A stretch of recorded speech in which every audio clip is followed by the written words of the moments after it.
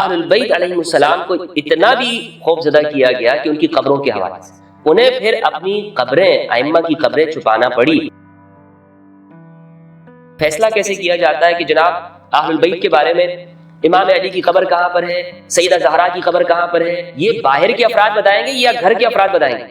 غریب وادی السلام کے اس حصے کو کہا جاتا ہے کہ جہاں پر آج امام علی بن ابی طالب علیہ السلام مدفون ہیں۔ مولانا صاحب کا مطلب دیکھ رہا تھا، وہ کہہ رہے تھے نہیں یہ جو حضرت علی کا مزار ہے نا آج جہاں پر شیعہ لوگ جاتے ہیں، یہ حضرت علی کا نہیں ہے، یہ تو یہاں پر مغیرہ بن شعبہ دفن ہے، یہاں پر تو فلاں ہے، فلاں بندے ہیں۔ بسم اللہ والصلاۃ والسلام علی رسول اللہ وآلہ وآلہ۔ السلام علیکم ورحمۃ اللہ وبرکاتہ۔ امام علی علیہ السلام کی قبر مبارک کہاں پر ہے؟ امام علی کو کہاں پر دفن کیا؟ جب امام علی علیہ السلام کا وصال ہو گیا، شہادت ہوئی، تب امام علی علیہ السلام کو کس جگہ لے جا کر دفنایا گیا؟ اس حوالے سے جو مشہور بات ہے اور جو دنیا بھر کے اندر عام اور خاص کے اندر امام علی علیہ السلام کی قبر اور زیارت کے حوالے سے جو بات زبان زد عام اور مشہور ہے، وہ یہ ہے کہ امام علی کو نجف اشرف کے اندر وادی سلام میں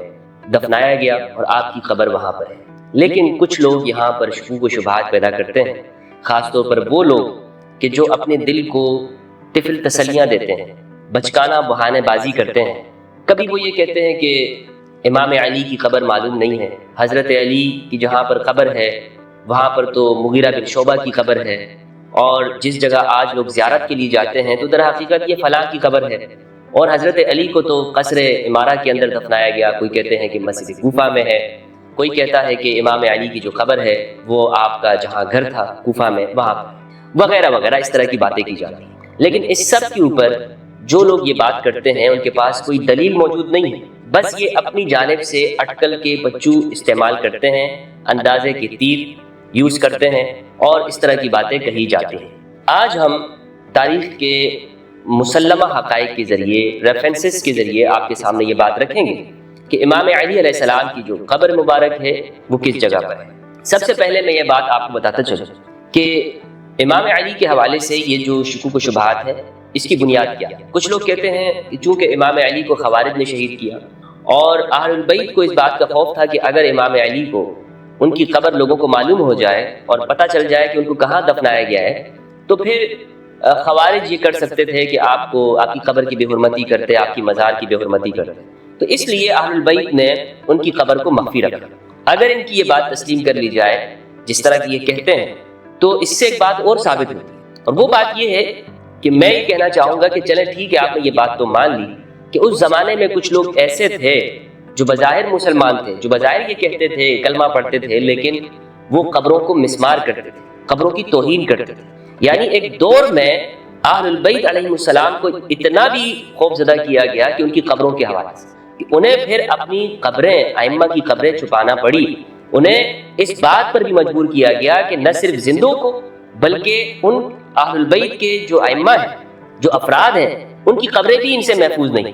اور یہ تاریخ نے دیکھا ہے، آپ بقیع کی قبروں کی حالت دیکھیں، اسی طرح آگے آپ چلیں تو آپ کو یہ بات معلوم ہوگی کہ تاریخ میں ہمیں یہ نظر آتا ہے کہ متوکل عباسی کے دور میں امام حسین علیہ السلام کی قبر کو کئی مرتبہ مسمار کیا گیا، اس کی بے حرمتی کی گئی، اس پر پانی چھوڑا گیا اور لوگوں کو زیارت سے منع کیا جاتا رہا۔ پھر حال ہی میں جو شام و عراق کے اندر اصحاب کرام اور اہل البیت علیہ السلام کی قبروں کے ساتھ کیا گیا، جو ان کی بے حرمتی کی گئی، اور ہم گزشتہ تاریخ میں جاتے ہیں تو ایک ایسا زمانہ ہمیں معلوم ہوتا ہے کہ وہ دور بھی تھا کہ جب علی نام رکھنے کی پر پابندی تھی۔ اس بات کو ہمارے اہل سنت کے ائمہ، جلیل القدر ائمہ، حفاظ حدیث نے اس بات کو لکھا ہے، ابن حجر اسقلانی، ذہبی، ابن عبد البر الاندلسی رحمہم اللہ، سب نے اس بات کو لکھا ہے کہ ایک وقت ایسا تھا کہ علی نام رکھنے پر پابندی تھی۔ کیوں؟ اس لیے کہ بنو امیہ ہر اس شخص کو قتل کرتے تھے، اس بچے کو قتل کر دیا کرتے تھے کہ جس کا نام علی ہوا کرتا۔ ایسا زمانہ بھی گزرا کہ جب لوگوں سے یہ قسمیں لی جاتی رہیں کہ ہم، بلکہ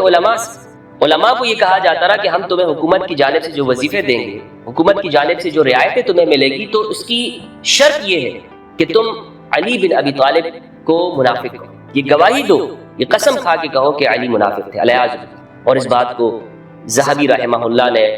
تاریخ اسلام کے اندر اور سیر اعلام النبلاء کے اندر امام اہل شام اوزاعی کے حالات زندگی میں لکھا۔ اوزاعی یہ کہتے ہیں کہ ہم سے قسمیں لی کہ علی کو منافق ہو، تو مجھے بتائے کہ جس میں اوزاعی جیسا ایک بڑا امام اہل شام وہ یہ گواہی دینے پہ مجبور ہوتا، تو یہ حقیقت لوگوں کے سامنے واضح ہو جانی چاہیے کہ بنو امیہ کا وہ دور اہل البیت علیہ السلام کے لیے کتنا مصیبتوں، آزمائشوں، ابتلا کا دور تھا۔ ایک مرتبہ عبد الملک بن مروان نے اسی طرح کا سوال پوچھا۔ شعبی ان کے دربار میں موجود تھے، اہل حدیث کے علماء میں سے ہیں۔